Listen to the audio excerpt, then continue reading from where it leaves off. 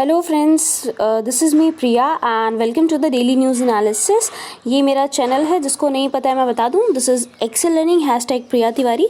सो अगर अभी तक आपने चैनल को सब्सक्राइब या शेयर नहीं किया है तो चैनल को लाइक करिए, वीडियोस को लाइक करिए, सब्सक्राइब करिए एंड शेयर ज़रूर करिए।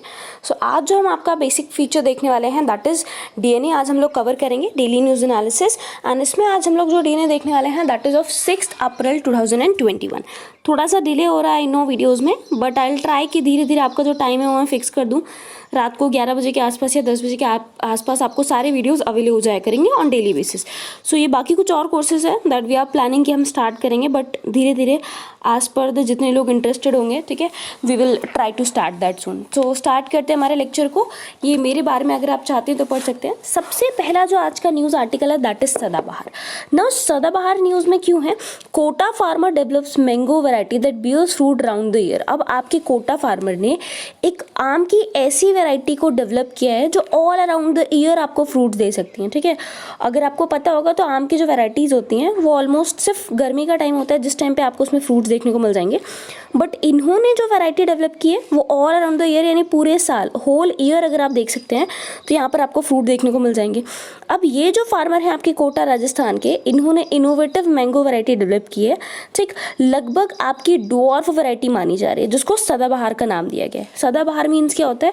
जिसका सीजन हमेशा रहता है, यानी ऐसा नहीं होगा कि सिर्फ गर्मी के सीजन में आपको आम देखने को मिल जाएंगे, ऑल ओवर द ईयर आपको देखने को मिल जाएगा, इसीलिए इसका नाम सदाबहार रखा गया है। और ये आम की कैसी वैरायटी है? डॉर्फ वैरायटी है ना। दो तरीके की वैरायटीज होती है, एक तो बहुत टॉल जिनकी हाइट लंबी होती है, दूसरी डॉर्फ, तो ये आपकी डॉर्फ वैरायटी में आएगी। साथ ही साथ बहुत सारी डिजीजेज हैं, बहुत सारी बेसिकली डिसऑर्डर्स होते हैं जो कॉमन मैंगो पेड़ में आपको देखने को मिलते हैं, उन सबसे रेसिस्टेंट इसको बनाया गया। तो प्लांट जो है आपका उसमें डिजीज रेसिस्टेंट क्वालिटीज़ हैं, बेसिकली प्रॉपर्टीज़ हैं, जिससे उनमें डिजीज़ बहुत जल्दी नहीं लगेगी। ये बाकी आम के कंपैरिजन में थोड़ा सा ज़्यादा स्वीट होगा, थोड़ा सा ज़्यादा मीठा होगा। जैसे अगर आपने आम की वैरायटीज़ देखी होंगी तो उसमें एक लंगड़ा आम आता है, उसके कंपैरिजन में थोड़ा सा ज़्यादा मीठा होगा।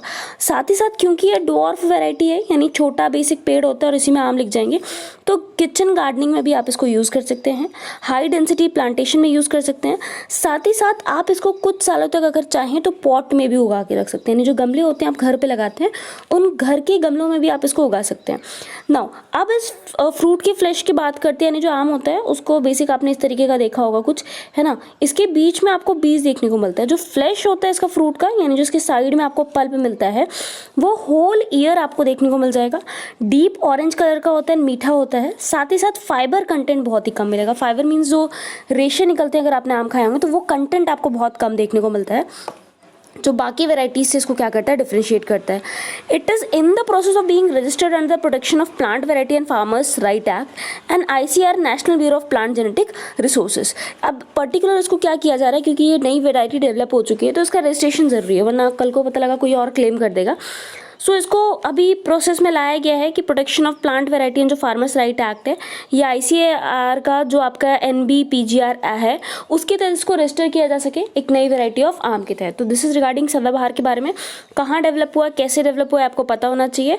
दूसरा, कोटा के बारे में, राजस्थान के बारे में थोड़ा सा स्टार्टिंग रिवाइज कर लीजिएगा।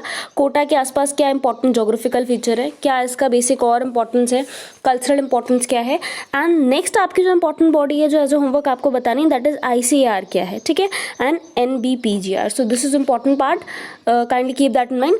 नाउ दूसरे हमारे न्यूज़ आर्टिकल पे आते हैं, that is manufacturing PMI dips to 7 month low GS paper 3, यानी इकोनॉमी के लिए आपके लिए बहुत ज़्यादा इंपॉर्टेंट है ये। तो आपका जो मैन्युफैक्चरिंग का परचेजिंग मैनेजर इंडेक्स होता है, ठीक है, आप निकी मैन्युफैक्चरिंग की बात करते हैं तो इसका एक परचेजिंग मैनेजर इंडेक्स निकाला जाता है। वो अपने पिछले 7 महीने के सबसे लोवेस्ट पॉइंट पे आ चुका है, यानी पिछले 7 महीने में इतना कभी लो ये गया नहीं है, 55.4 पॉइंट्स पे आ चुका है। It was indicated that demand growth was constrained by escalation of कोविड-19 पैंडेमिक। अब ऐसा माना जा रहा था कि जो ग्रोथ थी आपकी, ठीक है, लोग जो डिमांड करते हैं उसकी जो ग्रोथ थी वो थोड़ी सी कॉन्स्ट्रेंड हो गई थी, थोड़ी सी रुक गई थी, सिमट गई थी कोविड-19 की वजह से। While the rise in input buying was curtail by an intensification of cost pressure. साथ ही साथ कॉस्ट प्रेशर की वजह से जो भी लोगों की बाइंग थी वो भी थोड़ी सी कर्टेल हो गई थी। Now although India's economy was predicted to grow at faster pace in 2021 than previously thought, a significant majority of economist said a surge in corona virus cases was the biggest risk to outlook. अब हुआ क्या था, अगर आपको याद हो तो 2020 की इकोनॉमी, ऑलमोस्ट सारी इकोनॉमी इकोनॉमीज जितनी भी कंट्रीज़ थी, बहुत अर्थव्यवस्था सबकी बिगड़ गई थी, सबको लॉस हो रहा था। बट कहीं ना कहीं प्रोडिक्शन किया गया था कि जैसे ही कोविड का चांस खत्म हो रहा था अराउंड द दिसंबर, कि अगले साल यानी 21-22 की जो आपका फिस्कल ईयर होगा वहाँ की इकोनॉमी में आपको ग्रोथ देखने को मिल जाएगी, क्योंकि इतना नहीं पता था कि फिर से मार्च में आपको केसेस ज़्यादा देखने को मिलेंगे। सो अभी तक तो ऐसा प्रोडिक्ट किया जा रहा था कि हाँ आपको ग्रोथ मिलेगा, बट क्योंकि कोविड-19 के केसेस में फिर से सर्ज आ गया है, सो माइट भी ये बहुत बड़ा बिगेस्ट आपके लिए ब्लो होने वाला है, यानी जो आपने प्रोडिक्शन किया था उसमें थोड़ा सा आपको डिक्लाइन देखने को मिलेगा। नाउ अब ये परचेजिंग मैनेजर इंडेक्स है क्या, ये आपका IHS मार्केट के द्वारा क्या किया जाता है, इसको पर्टिकुलर अगर देखते हैं तो पब्लिश किया जाता है, कंपाइल किया जाता है। ये इंडेक्स है आपके prevailing direction of economic trend, यानी मैन्युफैक्चरिंग सेक्टर का क्या डायरेक्शन है, इकोनॉमिक ट्रेंड क्या चल रहा है आपकी मैन्युफैक्चरिंग सेक्टर में, उसको शो करता है। इसमें डिफ्यूजन इंडेक्स आता है जहाँ पर मार्केट कंडीशंस को देखा जाता है, परचेजिंग मैनेजर्स को देखा जाएगा, एक्सपैंड कर रहा है, स्टे कर रहा है, सेम या कॉन्ट्रैक्ट कर रहा है, यानी जो कैपेसिटी है लोगों की जो परचेज करने की मैन्युफैक्चर की, वो या तो बढ़ेगी या तो बेसिकली उतनी ही रहेगी, रुकी रहेगी, या तो ये कॉन्ट्रैक्ट कर जाएगी, कम कर जाएगी। तो उस सारी चीज़ों का आपका ये PMI रीड करता है। हेडलाइन की बात करते हैं तो लगभग आपका 0 से लेके 100 तक, यानी इसकी नंबरिंग 0 to 100 के बीच में की जाती है। अगर 50 के ऊपर है तो दिखाता है एक्सपेंशन, यानी पिछले मंथ के कंपैरिजन में जो आपका परचेजिंग मैनेजर इंडेक्स है वो बढ़ रहा है। अगर 50 के नीचे जा रहा है तो कॉन्ट्रैक्शन दिखाएगा, यानी पिछले महीने जितना बेसिक ये इंडेक्स था, जितना भी बेसिक आपका परचेजिंग या मैन्युफैक्चरिंग की बात करिए उससे ये रिट्रैक्ट हो रहा है, यानी कम हो रहा है। तो दिस इज रिगार्डिंग, और अगर 50 आ गया तो 50 का मतलब है स्टैटिक है, कोई चेंज नहीं हुआ, जितना पिछले महीने था उतना इस महीने आपको देखने को मिल रहा है। So this is regarding PMI के बारे में, एक बार देख लीजिएगा इसको। नाउ नेक्स्ट जो हमारा न्यूज़ आर्टिकल है that is persistent mindlessness. Persistent means कोई चीज़ है वो चलती चली आ रही है, माइंडलेसनेस यानी ऐसी कंडीशन है जहाँ पर माइट भी आप मेंटली अफेक्ट हो रहे हैं। So over 20 paramilitary personnel were killed in encounter with Maoist in the Tarrem area near Chhattisgarh Sukma district. Very very important. Now Chhattisgarh का एरिया पर्टिकुलर उसका थोड़ा सा जोग्राफिकल फीचर क्योंकि न्यूज़ में आ चुका है। सुकमा डिस्ट्रिक्ट किस लिए इंपॉर्टेंट है इसको देख लीजिएगा एक बार। दिस इज आपका जोग्राफिकल होमवर्क है आपके लिए स्टैटिक को कवर करते हुए। सो छत्तीसगढ़ के सुकमा डिस्ट्रिक्ट में बात करते हैं, तारेम एरिया को देखिए आप, ठीक, जहाँ पर आपके माओरिस्ट के साथ में एनकाउंटर में 20 पैरामिलिट्री पर्सनल्स की डेथ हो गई है। ठीक, वो बेसिकली मार दिए गए। जो ये एनकाउंटर है इसमें जो सिक्योरिटी फोर्सेस का नंबर है जो बस्तर में मारे गए थे लगभग 175 हो चुका है since the killing of 76 personnel in the Chintalnar attack in April 2023। तो अभी तक अगर आप एनकाउंटर की बात करेंगे सिक्योरिटी फोर्सेस की बस्तर में वो लगभग 175 को क्रॉस कर चुका है। अप्रैल में भी जब चिंतलनार में आपका अटैक हुआ था तो लगभग 76 CRPF पर्सनल्स की डेथ हो गई थी। अब ये जो नक्सलिज्म की बात करते हैं इससे रिलेटेड जितना भी वायलेंस है उसमें 10,000 से ज़्यादा लोगों की जान जा चुकी है। ठीक, ये आपके साउथ एशिया टेररिज्म पोर्टल का बेसिक एक रिपोर्ट है। ठीक है कि लगभग अगर आप 2000 की बात करते हैं सिंस 2000 ईयर से तो आपके 10,000 लोगों की जान जा चुकी है सिर्फ नक्सलिज्म की वजह से। यानी जो नक्सलाइट्स होते हैं उनके साथ मुठभेड़ हो रही है, उनके साथ कोई क्लैश हो रहा है तो उसमें 10,000 लोगों की जान जा चुकी है। टेरर अटैक्स की बात करते हैं तो ये सिंपल ये दिखाता है कि जो भी आपका माओइस्ट पार्ट है, ठीक, जो वीकेस्ट माउन है वो अभी भी एक बहुत ही बड़ा थ्रेट है आपकी मिलिट्री के लिए, यानी मिलिट्री के लिए अभी भी वो बहुत बड़ा खतरा है। उसी की वजह से इतने सारे लोगों की यहाँ पर जान जा चुकी है। नाउ अब हमारे नेक्स्ट न्यूज़ आर्टिकल पे आते हैं that is less industrialise states lead power demand recovery. ठीक है, इसको दिखाने के पहले यहाँ पर again I will remind you क्योंकि छत्तीसगढ़ न्यूज़ में है Sukma district and Tarrem area, तो आपको इसके बारे में जोग्राफिकल फीचर्स पता होना चाहिए। ठीक है, मैं यहाँ इंक्लूड नहीं कर रही हूँ क्योंकि स्टैटिक और करंट बहुत ज़्यादा हो जाएगा, वो आपका काम है, थोड़ा सा उसको एक्सप्लोर करिए। बिकॉज मैंने पहले भी कहा है कि अगर आप करंट एंड स्टैटिक को इस तरीके से कवर करेंगे तो आपका ऑलमोस्ट 80 to 90% कोर्स अपने आप कवर हो जाता है। ठीक है, so current and static is something जिस पे आपको फोकस करना है। नाउ अब आते हैं नेक्स्ट हमारे इंपॉर्टेंट न्यूज़ आर्टिकल पर that is less industrialise states lead power demand recovery. अगर आपके स्टेट्स कैसे हैं, थोड़े से कम इंडस्ट्रियलाइज हैं तो वहाँ पर जो आपकी पावर डिमांड की रिकवरी है वो थोड़ी सी ज़्यादा हो गई है। ठीक है, पावर डिमांड रिकवरी के चांसेस थोड़े से ज़्यादा हैं। ना न्यूज़ में क्यों है, as per the analysis of government data India's less industrialise states have led recovery in electricity demand.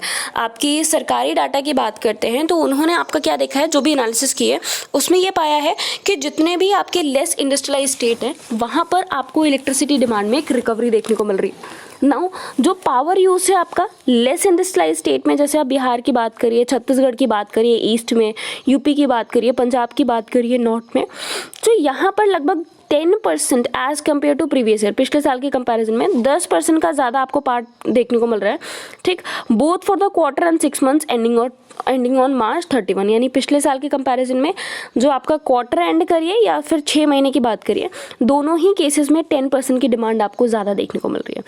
All the states which have agriculture and residential power consumption consume more electricity. तो पिछले साल के comparison में ये सारे states जहाँ industrialisation कम है वहाँ पर इलेक्ट्रिसिटी कंजम्पशन, पावर कंजम्पशन आपको ज़्यादा देखने को मिल रहा है। बट इंडिया का अगर एनुअल पावर डिमांड की बात करते हो तो पहली बार पिछले 35 सालों में ऐसा हुआ है कि ऑल ओवर इंडिया का पावर डिमांड कम हो चुका है, ठीक है।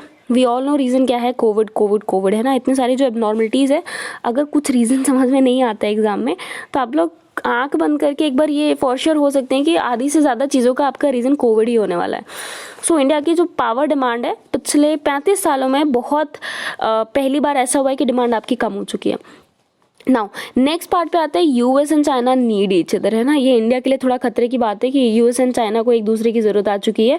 So US China foreign ministers meeting in March at Alaska में आपके यूएस एंड चाइना, मैंने आपको बताया था न्यूज़ में कि फॉरेन मिनिस्टर्स की मीटिंग हुई है। ये जो बिगनिंग है आपकी अलास्का मीटिंग की दोनों फॉरेन मिनिस्टर्स के, यहाँ पर सबसे पहले तो आप देखेंगे कि दोनों कंट्रीज़ के जो भी रिप्रेजेंटेटिव्स थे उनमें शब्दों के बाण चलाए गए, एक तरीके से आप ये कह सकते हैं। यानी दोनों ने बेसिकली मुंह से एक दूसरे को बहुत ज़्यादा जितना बेसिकली फायरिंग कर सकते तो उन लोगों ने बहुत अच्छे से की है। सो इसमें थे कौन, US secretary of state Antony Blinken की बात करते हैं। They blamed China for attacks on global values.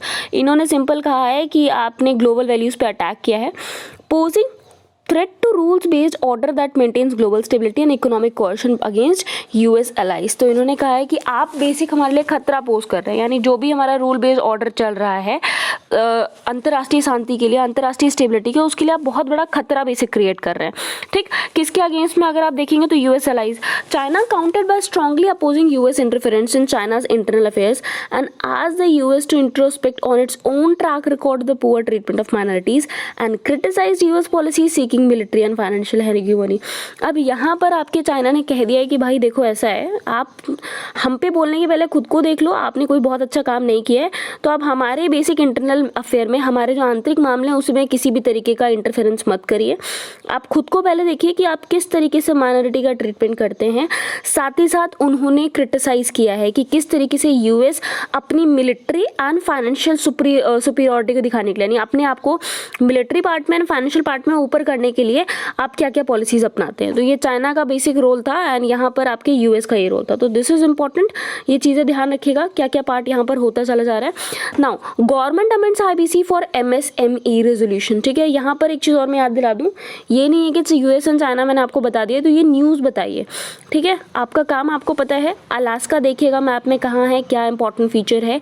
Second आपको काम क्या करना है, यू वेल नो कि इंडिया पर इम्पैक्ट देखना है यूएस चाइना डील पर, हम डिस्कस कर चुके, एक बार जाके उसको रिवाइज कर ले जाएगा। Now government amends IBC for MSME resolution. अब एक ऑर्डिनेंस आपका प्रोमलगेट किया गया है ताकि आप इंसॉल्वेंसी एंड बैंकरप्सी कोड को अमेंड कर सकें, कुछ इसमें संशोधन कर सकें।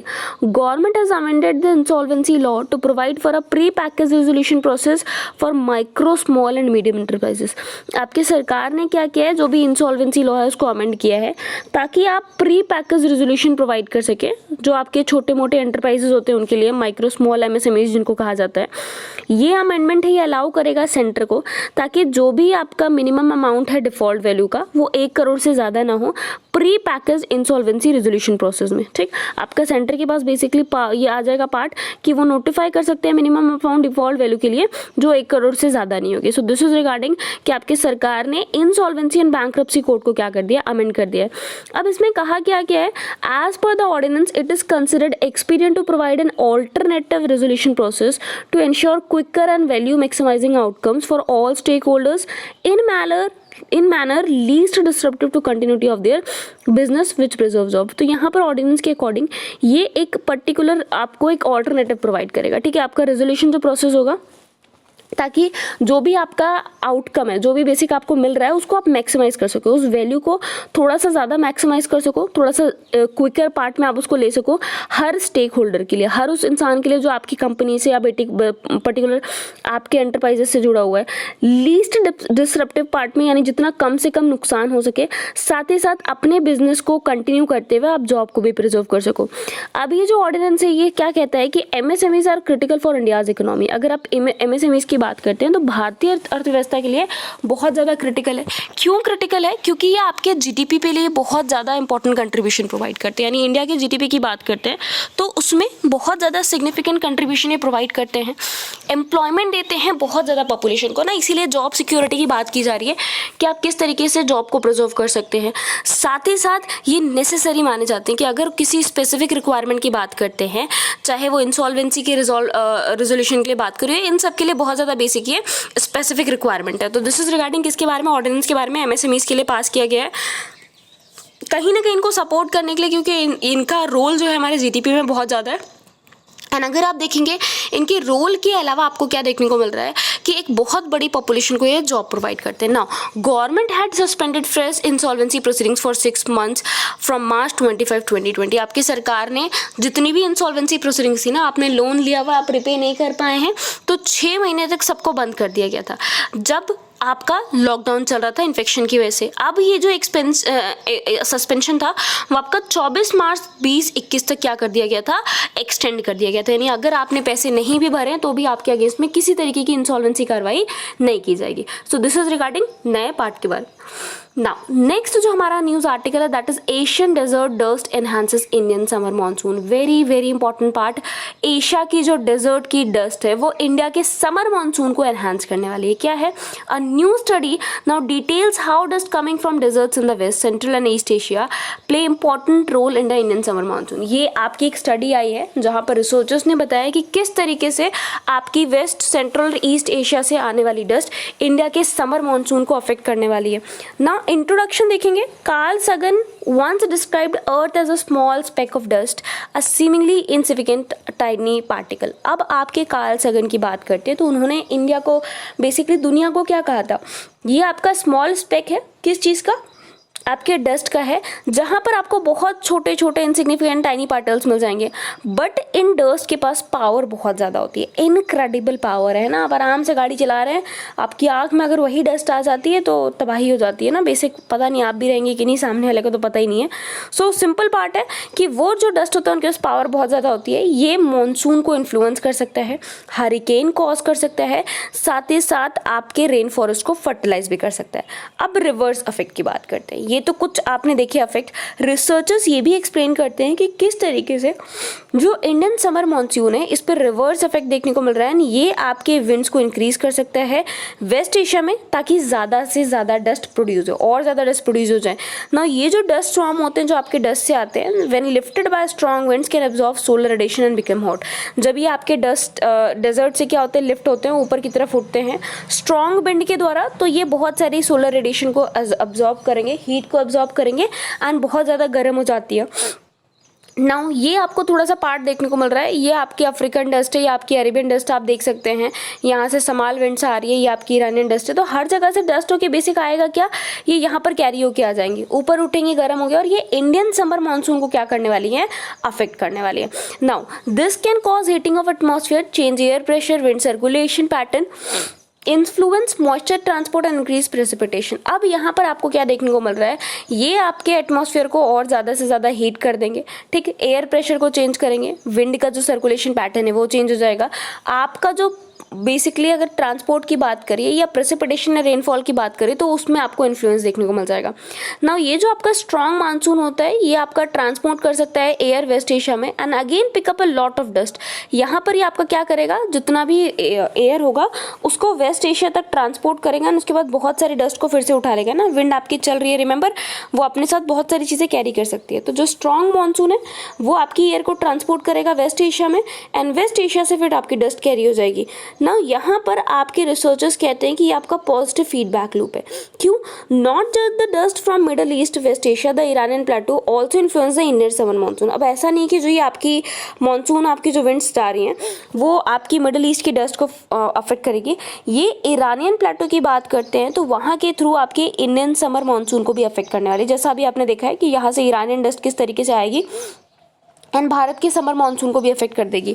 नाउ अब बेसिक एरोसोल्स की बात करते हैं। Desert across the globe play important role in monsoon. ठीक, यहाँ पर एरोसोल ट्रांसपोर्टेशन की बात क्यों कर रहे हैं? तो मैंने आपको बताया था, आपको मुझे बताना है अब कि एरोसोल क्या होता है। Right it down in the comment section at least, है ना, कमेंट में लिखते जाओगे तो आपको याद हो जाएगा कि एरोसोल होता क्या है।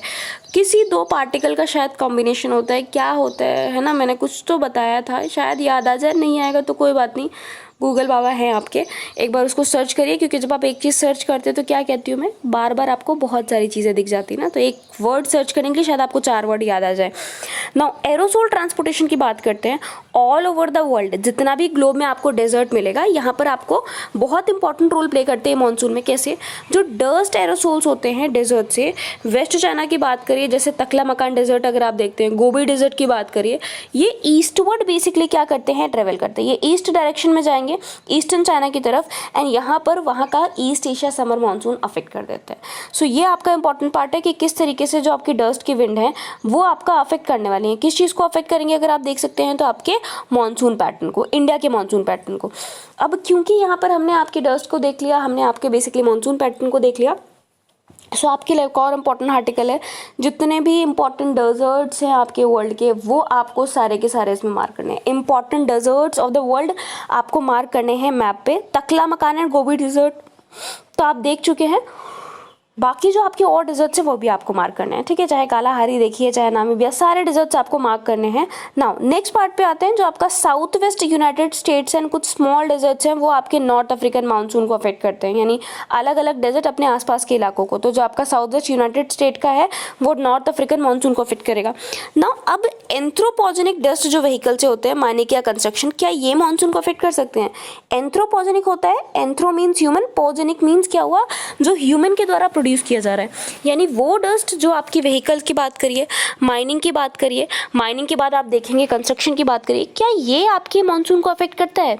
तो some studies have found that the anthropogenic aerosols emitted from India subcontinent can decrease summer monsoon precipitation, while others found that absorbing aerosols such as dust can strengthen the monsoon circulation. कुछ studies, कुछ scientist आपके क्या कहते हैं कि ये जो आपके एरोसोल्स आपको देखने को मिल रहे हैं, यानी ह्यूमन के द्वारा जो डस्ट क्रिएट की जा रही है, एरोसोल्स जो आपको एयर में सस्पेंडेड पार्टिकल्स मिल जाएंगे, वो हमारे समर मानसून के प्रेसिपिटेशन को डिक्रीज करते हैं।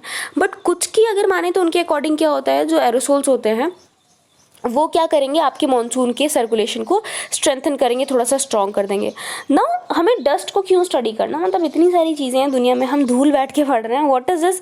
बहुत सारी स्टडीज़ क्या कहती है, जो डस्ट एमिशन स्कीम है वो आपके क्लाइमेट चेंज से सेंसिटाइव है, यानी अगर आप क्लाइमेट चेंज की बात करते हैं तो इन दोनों का बहुत ज़्यादा इंपॉर्टेंट रोल आपको देखने को मिल रहा है। एंड क्लाइमेट चेंज तो बेसिक आपका बहुत इंपॉर्टेंट फीचर है। पॉल्यूशन की बात करिए, आप एजिंग की बात करिए, आप नेक्स्ट जनरेशन की बात करिए, आप नेचर की बात करिए, फ्लड की बात करिए, हर जगह के लिए आपका क्लाइमेट चेंज रिस्पॉन्सिबल है।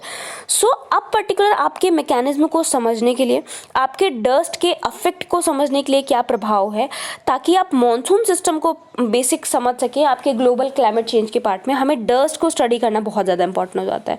सो होप सो आपको आर्टिकल क्लियर आया होगा ये कि आपका एशियन डस्ट किस तरीके से इंडियन समर मॉनसून को अफेक्ट कर रहा है, क्या आपका बेसिकली डस्ट है किस तरीके से ट्रांसपोर्ट होता है, एरोसोल किस तरीके से अफेक्ट करेगा ना, आपका डस्ट इंपॉर्टेंट क्यों होता है। नाउ नेक्स्ट हमारे इंपॉर्टेंट न्यूज़ आर्टिकल पे आते हैं, that is urials. Very very important part again, despite the severe stress on the species and its declining numbers, the urial continues to hang on. अब आपके basically species की बात करते हैं या इनके गिरते हुए नंबर की बात करते हैं, बहुत ज़्यादा बेसिक खतरे में है ये, बट स्टिल ये बेसिक हैंग ऑन कर रहे हैं ना, पार्टी वार्टी कर रहे हैं। देखते क्या है, Ladakh the arid plateau is home to 7 species of ungulates. अगर आप लद्दाख की बात करते हैं, एरिड प्लेटो है, बहुत ज़्यादा बारिश नहीं होती है वहाँ पर, ठीक, इसमें आपको 7 स्पीशीज़ मिल जाएगी अंगुलेट्स की, एंड एक बेसिक बहुत ही कम जानने वाली वाइल्ड शिप भी मिलती है जिसको ओरियल कहा जाता है। तो ये आपकी वाइल्ड शिप है जिसको ओरियल के नाम से जाना जाता है ना। सापो की बात करते हैं तो ओरियल का जो लोकल नेम है, वहाँ के जो लोकल पीपल होंगे उनके द्वारा इसको सापू कहा जाता है। वाइल्ड शिप है जो एक्चुअल में नेटिव है कहाँ की, सेंट्रल और साउथ एशिया, यानी सेंट्रल और साउथ एशिया को ही बिलोंग करते हैं। ये आपकी IUCN की रेड लिस्ट, अगेन आपको मुझे बताना है कि IUCN की रेड लिस्ट क्या होती है, international union for the conservation of nature. Then अगर बात करते हैं आपका वाइल्ड लाइफ प्रोटेक्शन एक्ट, ठीक, ये सारी चीज़ों के बारे में मुझे बताइएगा कमेंट सेक्शन में। तो वल्नरेबल कैटेगरी में डाला गया IUCN की रेड लिस्ट के बारे में। ओरियल आपका क्या है, नेटिव है माउंटेन एरियाज का, यानी जो पहाड़ी एरियाज होते हैं वहाँ पर, जैसे पामीर माउंटेन्स की बात करिए, हिंद कुश की बात करिए, हिमालयस की बात करिए, लगभग 4500 मीटर तक, यानी यहाँ तक अगर इनकी हाइट है तो आपको ओरियल्स यानी सापूस देखने को मिल जाएंगे।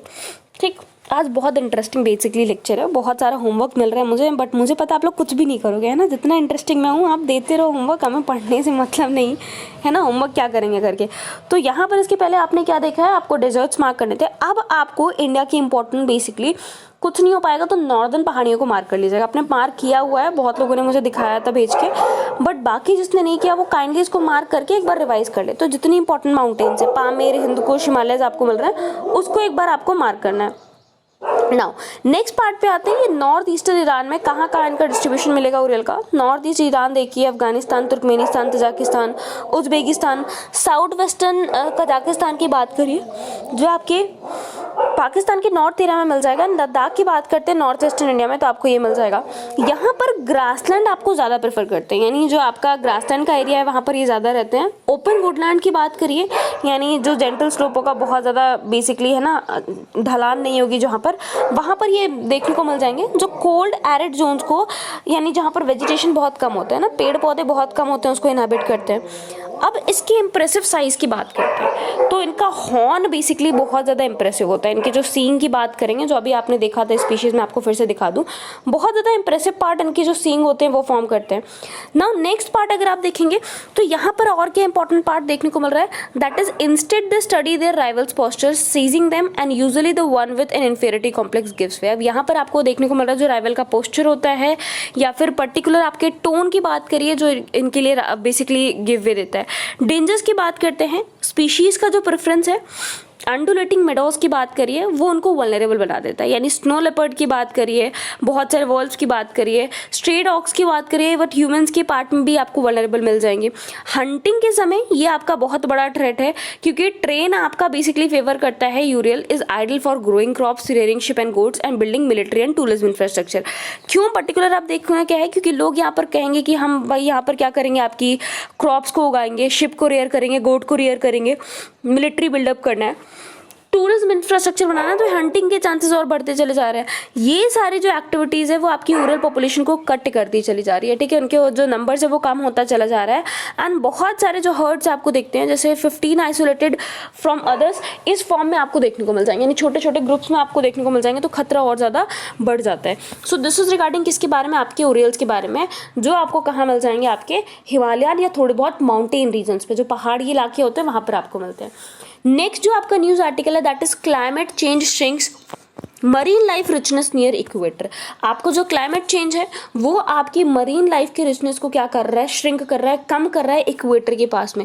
यानी इक्वेटर के पास जो आपका एरिया है वहाँ पर जितने भी अलग अलग तरीके की पानी की स्पीशीज़ मिल रही हैं उनको क्लाइमेट चेंज क्या कर रहा है, कम कर रहा है, उनका नंबर्स बेसिकली कम होता चला जा रहा है। ये आपका ये आर्टिकल बता रहा है ना। अब देखते हैं, researchers published finds that total number of open water species declined by about half in the 40 years. ना 2010 की बात करते हैं, ट्रॉपिकल मरीन जो जोन है आपका ऑल ओवर द वर्ल्ड है ना, पूरे दुनिया में। ट्रॉपिकल मीन्स आपको याद है ट्रॉपिक्स के बीच में, tropic of cancer and tropic of capricorn के बीच में जो भी एरिया होगा वहाँ पर जो भी आपकी ओपन वाटर स्पीशीज़ का नंबर है वो पिछले अगर आप देखेंगे तो 40 सालों में लगभग आधा हो चुका है, हाफ नंबर पे आ चुका है। Now during that time sea surface temperature in the tropic rose nearly 0.2 degree Celsius. और इस समय में पूरे ड्यूरेशन में जिस समय इनकी स्पीशीज़ का नंबर कम हो गया है, आपका जो ट्रॉपिकल सरफेस टेम्परेचर है वो 0.2 डिग्री सेल्सियस तक क्या बढ़ चुका था, यानी थोड़ा सा राइज हुआ है।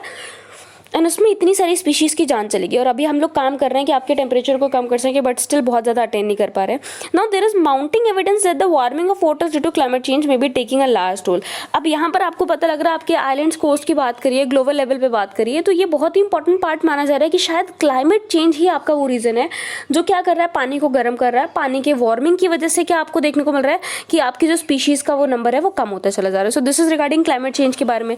नो, क्लाइमेट चेंज ऑलरेडी आपका मरीन स्पीशीज़ को बहुत ज़्यादा अफेक्ट कर रहा है। उनकी डाइवर्सिटी यानी जितने तरीके की मिलती है वो नंबर्स कम होता चला जा रहा है। और ये नॉर्दर्न हेमिस्फीयर की बात करिए तो वहाँ पर थोड़ा सा ज़्यादा है। क्यों? क्योंकि वहाँ का पानी थोड़ा सा ज़्यादा जल्दी गर्म हो जाता है ना। बहुत सारे फैक्टर्स हैं। ओवर फिशिंग आप देख सकते हैं, ओवर फिशिंग लोग करते हैं जो ट्रॉपिकल स्पीशीज़ को अफेक्ट करता है, और ये आपकी स्पीशीज़ डिक्लाइन से बहुत ज़्यादा इंटररिलेटेड है। यानी एक तो टेम्परेचर बढ़ रहा है, दूसरा आपने फिशिंग बहुत ज़्यादा बढ़ा रखी है, तो दोनों की वजह से आपका जो नंबर है स्पीशीज़ का वो कम होते जा रहा है।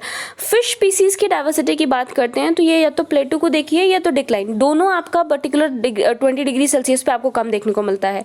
ब्लिंक ऑफ एन आई की बात करते हैं। ओशन वार्मिंग क्या है? Driving some species to migrate to cooler waters. आपकी ओशन वार्मिंग, क्योंकि समुद्री पानी गर्म हो रहा है आपके क्लाइमेट चेंज की वजह से, तो बहुत सारी स्पीशीज आपके कूलिंग वाटर की तरफ जा रही हैं, जो भी ठंडा पानी का एरिया वहाँ पर मूव करने की कोशिश करिए। The number of species attached to sea floor remained somewhat stable in the tropics between 1970 to 2010। But अगर आप देखेंगे तो आपको क्या देखने को मिल रहा है कि जो स्पीशीज का नंबर है जो सी फ्लोर पे रहता है, समुद्र के बेसिकली फ्लोर की बात करते हैं, ये पानी है, पानी के नीचे जो फ्लोर होता है वहाँ पर रहते हैं, वो कुछ स्टेबल था ट्रॉपिक में 1970 से लेकर 2010 तक। यानी उस पीरियड में अगर आप स्पीशीज़ का नंबर या उनकी पॉपुलेशन देखेंगे तो काफ़ी हद तक स्टेबल था, बहुत ज़्यादा चेंज आपको देखने को नहीं मिल रहा था। ठीक, और बट बेसिकली क्या हुआ, क्योंकि क्लाइमेट चेंज हो रहा है तो इसलिए इनकी जो रिचनेस है, डाइवर्सिटी, नंबर सब कम होता चला जा रहा है। नेक्स्ट न्यूज़ आर्टिकल पे आते हैं, that is spices board of India. Very very important है ना। अगर आप पिछली हमारी हिस्ट्री पढ़ेंगे, एंशिएंट हिस्ट्री, तो आपको ये देखने को मिल जाएगा, चाहे फ्रेंच की बात करिए, डच की बात करिए, in fact India English east India company की बात करिए, सब इंडिया में आए थे इंडिया के स्पाइसेस की वजह से कहीं ना कहीं ना। बेसिकली जर्मनी की बात करिए तो वहाँ पर भी आपको देखने को मिल जाएगा कि आपके जो लोग थे उनको स्पाइसेस बहुत पसंद थी, उनको यवंस कहा जाता था, तो इसीलिए आपके जो काली मिर्च की बात करेंगे उसको यवन प्रिया के नाम से जाना जाता था ना। स्पाइसेस बोर्ड ऑफ इंडिया की बात करते हैं, यूएनडीपी इंडियाज एक्सीलरेटर लैब की बात करते हैं। इन्होंने आपका मेमोरेंडम ऑफ अंडरस्टैंडिंग साइन करा है ताकि आप क्या कर सके, एक ब्लॉकचेन पावर ट्रेसेबिलिटी को, इंटरफेरेंस फॉर इंडियन स्पाइसेस को डेवलप कर सके, ट्रांसपेरेंसी लेके आने के लिए। ठीक है, जो भी आपका चेन है जहां पर आप बेसिकली ट्रेड कर रहे हैं इस पार्ट में, उसमें थोड़ा सा ट्रांसपेरेंसी, पारदर्शिता लाने के लिए आपका ये साइन किया गया। अब ब्लॉकचेन की बात करते हैं, ये करेगा क्या? डिसेंट्रलाइज्ड प्रोसेस है for recording transactions on an open shared electronic ledger. अब आप क्या करते हैं, आपने खाता बुक का नाम सुना होगा या फिर आपने बेसिकली एक रजिस्टर बना रखा है, तो उसमें क्या करते हैं, आपने कोई चीज़ खरीदी आप उसको मेंशन कर रहे हैं, फिर आप कोई चीज़ बेच रहे हैं तो उसको मेंशन कर रहे हैं। तो एक तरीके से आपका इलेक्ट्रॉनिक लेजर है जो डिसेंट्रलाइज प्रोसेस की तरह काम करता है ताकि आप ट्रांजैक्शंस को क्या कर सके, ओपन कर सके ना। ये आपको अलाउ करेगा, क्या अलाउ करेगा? ईज ट्रांसपेरेंसी डाटा मैनेजमेंट में। ठीक, आपका जो भी डेटा है, आप कोई चीज़ खरीद रहे हैं, बेच रहे हैं, किसी भी तरीके का ट्रेड कर रहे हैं, उसमें डेटा को मैनेज करने के लिए आपको थोड़ा सा सहूलियत, थोड़ा सा ईजीनेस बेसिकली प्रोवाइड करेगा, ट्रांसपेरेंसी लेके आएगा। जिस कॉम्प्लेक्स नेटवर्क में आपके फार्मर्स इंक्लूड होंगे, ब्रोकर्स होंगे जो उनसे खरीद रहे होंगे, डिस्ट्रीब्यूटर जो आपके सामान को और डिस्ट्रीब्यूट कर रहे होंगे, प्रोसेसर होंगे, है ना। आपने बेसिक काली मिर्च को दे दिया तो उसके बाद उसको सुखाना, उसको अच्छे से पैक करना, बहुत सारी चीज़ होती है। मिर्च की बात करिए, कार्डेमम की बात करिए, रेगुलेटर की बात करिए, कंज्यूमर, तो इन सब को इंक्लूड करते हुए आपकी जो चेन रहती है ना, आपके फार्मर से लेके आपके कंज्यूमर तक, उस चेन को कहीं ना कहीं और थोड़ा सा एक तरीके से सिंपल वे में इसको क्या करना है, इंप्लीमेंट करना है, ये इसका मेन काम होने वाला है। So this is regarding spice board of India. आपको बताना है कब फॉर्म हुआ था। देन यूएनडीपी की इंडियाज एक्सीलरेटर लैब, दोनों के बारे में थोड़ा सा हिंट मेरे को कर दीजिएगा कमेंट सेक्शन में, so that I can be assured कि आप पढ़ रहे हो, आप एक्चुअल में होमवर्क रिवाइज कर रहे हो, क्योंकि आपके लिए इंपॉर्टेंट होता है अगर ये न्यूज़ में आया है ना। ये फार्मर को अलाउ करेगा just as all other members of supply chains to access information. यहाँ पर अगर आप देखेंगे जो सप्लाई चेन है, ठीक, फार्मर ने बेच दिया, उनको नहीं पता है क्या हो रहा है, उनके उसके साथ में कितना पैसा लगा रहे हैं, कितना ले रहे हैं, कितना प्रॉफिट, वो सारी चीज़ें कुछ नहीं। बट अब आपके फार्मर को सप्लाई चेन के बारे में इन्फॉर्मेशन मिल जाएगी, किस तरीके से सप्लाई फार्मर के पास से ब्रोकर के पास गया, फिर प्रोसेसर्स के पास गया है, फिर डिस्ट्रीब्यूटर के पास में किस तरीके से सारी चीज़ें हो रही हैं, वो आपको पता लग जाएगा। अब इसके बारे में और चीज़ क्या काम है कि यानी यूएनडीपी और जो स्पाइसेस बोर्ड है इंडिया का, वो काम कर रहे हैं, किस लिए काम कर रहे हैं, ताकि वो ब्लॉकचेन जो ट्रेसेबिलिटी इंटरफेस है उसको इंटीग्रेट कर सके, एक साथ इंटीग्रेट कर सके। ठीक, ई स्पाइस बाजार पोर्टल के साथ में जो डेवलप की जा रही है स्पाइस बोर्ड ऑफ इंडिया के द्वारा, connecting spices farmer with markets, ताकि जो भी आपके मसाला जो उगाने वाले, मतलब मसाला इन द सेंस कि जो आपके गरम मसाला होता है उसको जितने भी आपके फार्मर्स कल्टीवेट होने वाले करते हैं उनको मार्केट के साथ में आप कर सको। ज़्यादातर जो फार्मर्स होता है ना वो मीडियोकर, जो एक मिडल मैन बिचौलिया होता है, उसको बेच देता है, उसके बाद उसको नहीं पता होता है। बट यहाँ पर फार्मर आपका डायरेक्टली मार्केट में डील कर सकता है, एक तरीके से उसको पता रहेगा हर चीज़ें कैसे क्या प्रोसेस हो रहा है। प्रोजेक्ट की बात करते हैं तो लगभग 3000 फार्मर्स के साथ में इसको स्टार्ट किया जाएगा जो आपके चिली टर्मरिक के पार्ट में, यानी उन फार्मिंग में इन्वॉल्व हैं, उन फार्मिंग में पर्टिकुलर लगे हुए हैं आपके आंध्र प्रदेश डिस्ट्रिक्ट में। ये जो ट्रेसेबिलिटी आपको देखने को मिल रहा है, ये एक्सपेक्ट किया जा रहा है कि आपके कंज्यूमर कॉन्फिडेंस को एनहांस करेगा। आपके सोर्सिंग की बात करते हैं, जो स्पाइसेस है आपका एक्सपोर्ट के लिए, यानी बाहर अगर आप देश में भिजवाना चाहते हैं, निर्यात करना चाहते हैं उसका, तो उसमें आपको हेल्प करेगा।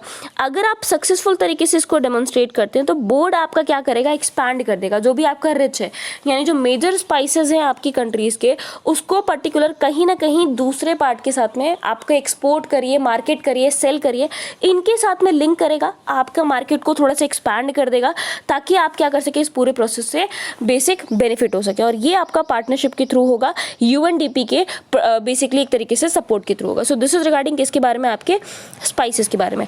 नाउ ब्लॉकचेन इंटरफेरेंस की बात करते हैं तो आपके स्पाइस फार्मर को हेल्प करेगा कि वो इंटरनेशनल मार्केट में भी डीलिंग कर पाए, इंटरनेशनल मार्केट में भी कर पाए, एंड उससे उनकी इनकम बढ़ जाएगी। टेक्नोलॉजी हेल्प करेगी ताकि आप पेंडेमिक के द्वारा जो भी अफेक्ट हुई है सप्लाई चेन उसको रीबिल्ड कर सके, है ना। कंज्यूमर्स आपके मान लीजिए चले गए, आपको सिक्योर डाटा नहीं मिल रहा, तो वो सारी चीज़ आपको ये इंटरफेस प्रोवाइड करेगा। इस ब्लॉकचेन इंटरफेस के थ्रू आपको डेटा भी मिल जाएगा, आपको आपके कंज्यूमर्स भी मिल जाएंगे ना। स्पाइसेस एक्सपोर्ट की बात करते हैं, स्पीशीज एक्सपोर्ट को देखिए, इंडिया आपका लार्जेस्ट एक्सपोर्टर है, प्रोड्यूसर एंड कंज्यूमर है spices in the world. All over the world India सबसे बड़ा एक्सपोर्टर है, प्रोड्यूसर भी एंड कंज्यूमर भी है, उगाता भी उतना ही सबसे ज़्यादा है, खाता भी और बाहर देता भी है। नो इंडिया का जो स्पाइसेस का एक्सपोर्ट है ये माइलस्टोन 3 बिलियन यूएसडी पास कर चुका था 19-20 में, यानी 19-20 में इतना ज़्यादा इंडिया ने अपने मसाले जो हैं बाहर एक्सपोर्ट किए थे। Our estimate indicate that we would cross that milestone, achieve a new high during 2021। अब बेसिकली आपके फार्मर्स या जो लोग इसमें जुड़े हुए हैं आपके मसाले के व्यापार में, वो क्या सोच रहे हैं कि जो पिछले साल हमने आपका ये कीर्तिमान स्थापित किया था, है ना, जो भी माइलस्टोन था उसको क्रॉस करेंगे, थोड़ा सा और ज़्यादा स्थापित कर लेंगे, थोड़ा सा और प्रॉफिट हो जाएगा। स्पाइसेस बोर्ड की बात करते हैं, एजेंसी है जो आपके एक्सपोर्ट प्रमोशन से डील करता है इंडिया में, यानी अगर आप इंडिया से किसी चीज़ को एक्सपोर्ट कर रहे हैं, बेसिकली स्पाइसेस की बात करी जाए तो उसको प्रमोट करने के लिए आपका ये स्पाइसेस बोर्ड काम करता है। तो this is regarding spices board के बारे में।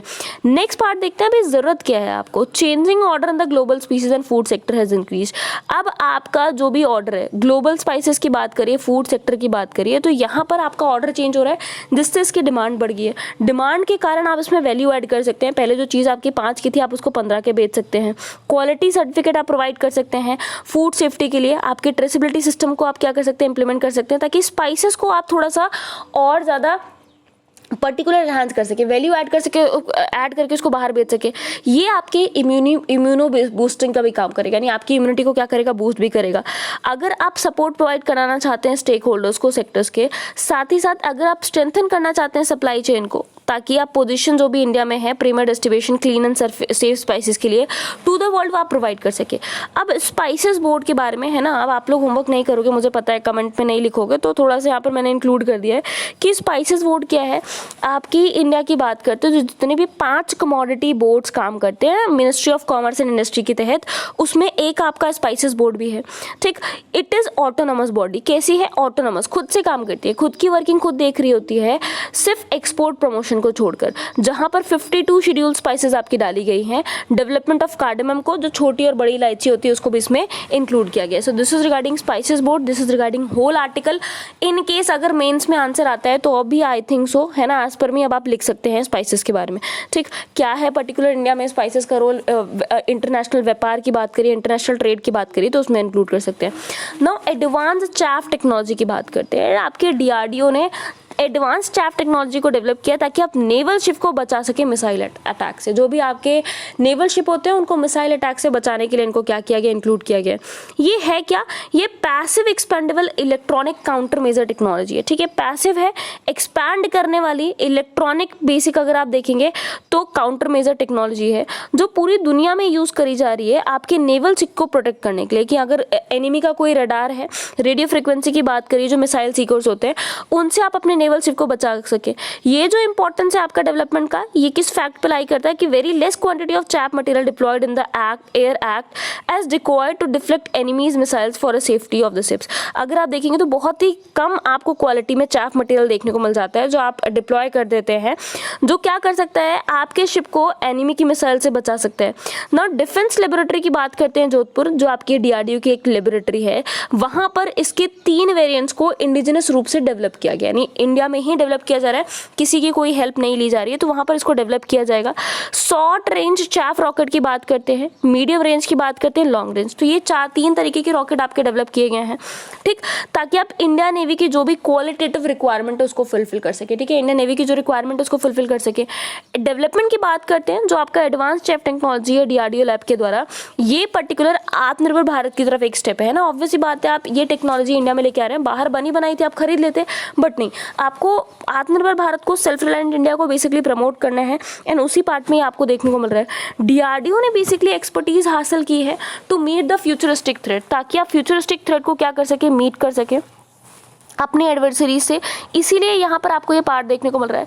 ये जो technology is being given to industry for production in large quantities, ये आपकी इंडस्ट्री को दे दी जाएगी। अभी तो आप क्या किया, जब आप लैब में कोई चीज़ बनाते हो ना तो 1-2 नंबर में बनाते हो, उसकी टेस्टिंग होती है, टेस्टिंग होने के बाद उसको प्रोड्यूस करते हो, बट बाद में ये आपकी इंडस्ट्री में ट्रांसफर कर दी जाती है जहाँ पर आप इसको लार्ज क्वांटिटीज में प्रोड्यूस कर सकते हैं। सो दिस इज रिगार्डिंग आपके किसके बारे में बात करते हैं, एडवांस चैप टेक्नोलॉजीज को देखते हैं।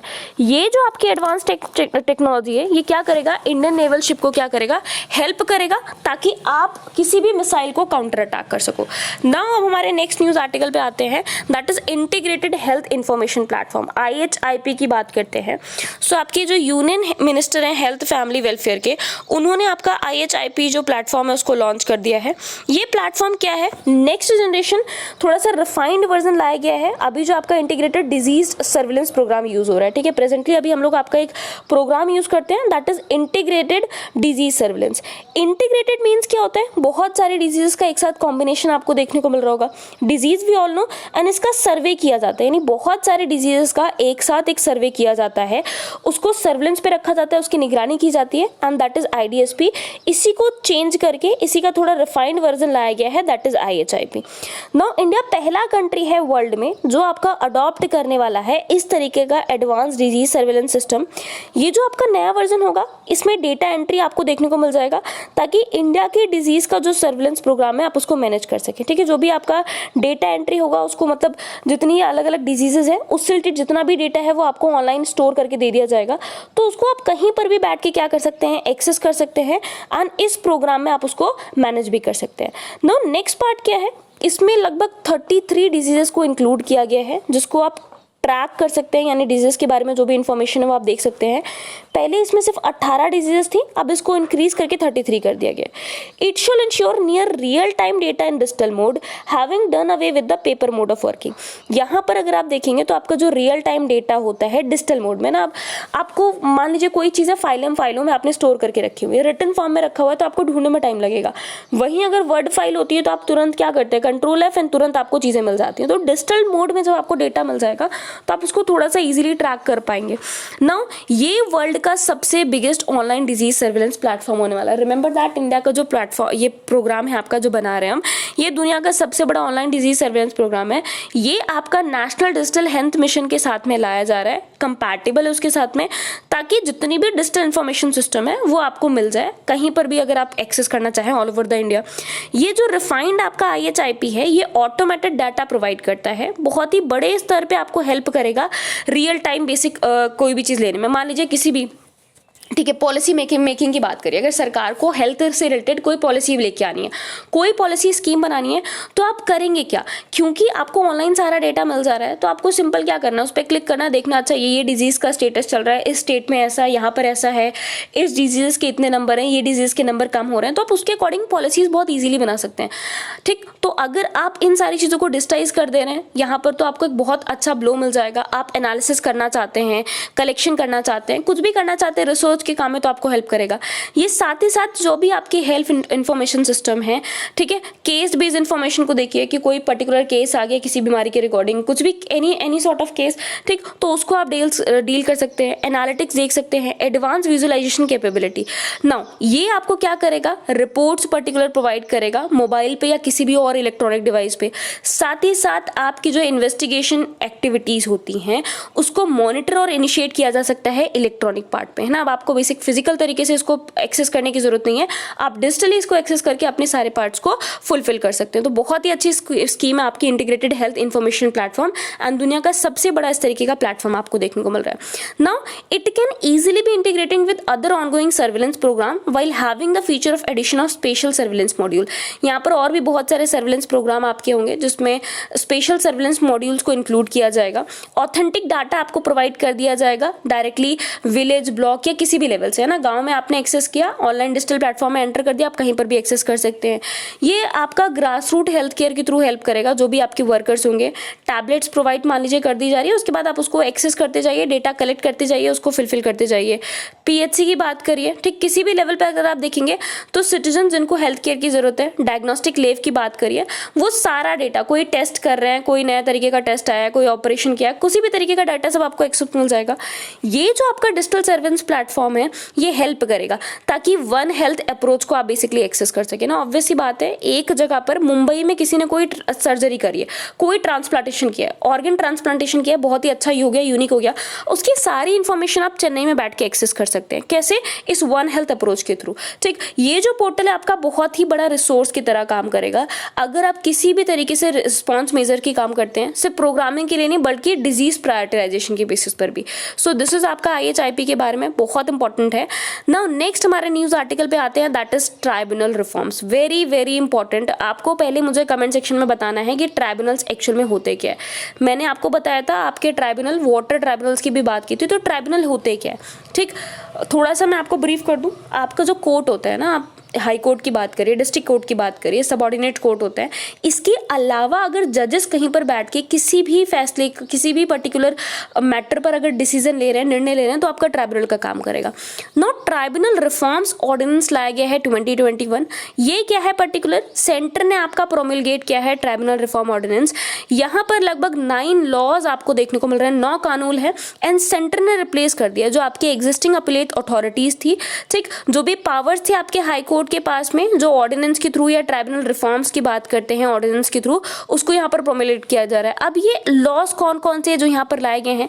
सबसे पहले सिनेमेटोग्राफ, देन आपका कॉपीराइट कस्टम, पेटेंट्स एक्ट की बात करते हैं, फिर एयरपोर्ट्स अथॉरिटी ऑफ इंडिया की बात करते हैं, trademark, geographical indications, protection of plant varieties and control of national highways. तो ये आपके कुछ पर्टिकुलर एक्ट्स जो इसके तहत इंक्लूड किए गए। नाउ अब एग्जांपल के तौर पे अगर आप सिनेमेटोग्राफ एक्ट की बात करते हैं, जो भी आपकी अपीलेटेड बॉडी होती है will now be the high court. ठीक, अभी तक क्या था? एक ट्राइब्यूनल था। मैंने आपसे क्या किया, ट्राइब्यूनल क्या होता है? कोई अलग से हाई कोर्ट के ही मान लीजिए जज हैं, बट ये 3 जज कहीं और जाके बैठ गए। इन्होंने कहा हम सिनेमेटोग्राफी से रिलेटेड जो भी आपका पार्ट होगा, जो भी इश्यूज होंगे उसको सुनेंगे, डिसीजन देंगे। अब वो सारी की सारी अथॉरिटी, अपीलेट अथॉरिटी आपकी हाई कोर्ट हो चुकी है। अगर आपको अपील करना है तो आप कहाँ करेंगे? हाई कोर्ट में करेंगे। अगर कमर्शियल कोर्ट की बात करते हैं और कमर्शियल डिवीजन की बात करते हैं हाई कोर्ट की, तो वो आपके कॉपीराइट एक्ट में अपीलेट बॉडी हो जाएगी। यानी जो आपका कोई डिसीजन आया किसी केस में, आप खुश नहीं है, आप क्या करते हैं? हाई कोर्ट में अपील करते हैं, सुप्रीम कोर्ट में करते हैं। यहाँ पर आप ट्राइब्यूनल में नहीं करेंगे अपील, अब आप हाई कोर्ट में करेंगे। अगर कॉपीराइट का इशू है तो कमर्शियल कोर्ट में करेंगे। सेम चेंजेस आपके बाकी एक्ट्स में भी किए गए कि जो भी आपकी अपील करने की अथॉरिटी, अपील करने की पावर है, वो हाई कोर्ट में चली जाएगी। अमेंडमेंट्स की बात करते हैं फाइनेंस एक्ट 2017 में, तो क्या है? Amendments have been been introduce to the finance act 2017 involving the qualification and tenure of chairperson members of tribunal. आपको जो अमेंडमेंट्स है वो इंट्रोड्यूस किया जा रहा है फाइनेंस एक्ट में भी, जिसमें क्वालिफिकेशंस की बात करते हैं, टेन्योर की बात करेंगे, कितना बेसिकली काल रहेगा, कितना ड्यूरेशन रहेगा। चेयरपर्सन की, जो मेंबर ऑफ ट्राइब्यूनल से उसमें चेंज किया जा रहा है।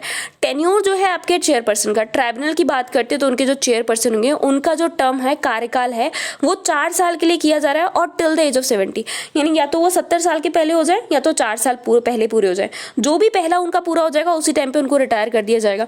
मेंबर जो होंगे उनका टेन्योर भी 4 साल का होगा या फिर 67 तक, या तो वो 67 साल के पहले हो जाए या तो 4 साल पूरे हो जाए, तब उनका जो भी ट्राइब्यूनल का जो टेन्योर होगा, जो कार्यकाल होगा, वो खत्म कर दिया जाएगा। सो दिस इज रिगार्डिंग आपके ट्राइब्यूनल रिफॉर्म्स ऑर्डिनेंस 2021 के बारे में। वेरी वेरी इंपॉर्टेंट पार्ट, सारे आर्टिकल्स ऑलमोस्ट आपके कवर हो गए हैं। अगर आपको कोर्स अच्छा लग रहा है, अगर आपको न्यूज़ एनालिसिस अच्छी लग रही है तो कमेंट सेक्शन में कमेंट करके मुझे प्रेज जरूर करिए, ताकि मैं और बेटर वीडियोस आपके लिए लेके आ सकूं। शॉर्ट नोट्स भी मुझे प्रोवाइड करना है, आई नो मैंने आपसे कहा था, बट धीरे धीरे प्रोवाइड हो जाएंगे वो शॉर्ट नोट्स। अभी फिलहाल ये बड़े नोट से काम चलाइए, जो आपके प्रीलिम्स और मेंस दोनों के लिए आपको हेल्प करने वाले हैं। नाउ अगर आपने अभी तक सब्सक्राइब नहीं किया है तो this is my channel Excel learning #Priya Tiwari. Subscribe करिए, लाइक करिए, शेयर जरूर करिए। एंड डू टेल मी, अगर कमेंट सेक्शन में आपको वीडियोस में कुछ अमेंडमेंट चाहिए, कुछ सुधार चाहिए, अच्छा लग रहा है, खराब चल रहा है, I will take it that as positive comment. So thank you everyone, मिलते हैं आपके नेक्स्ट वीडियो में। Thank you.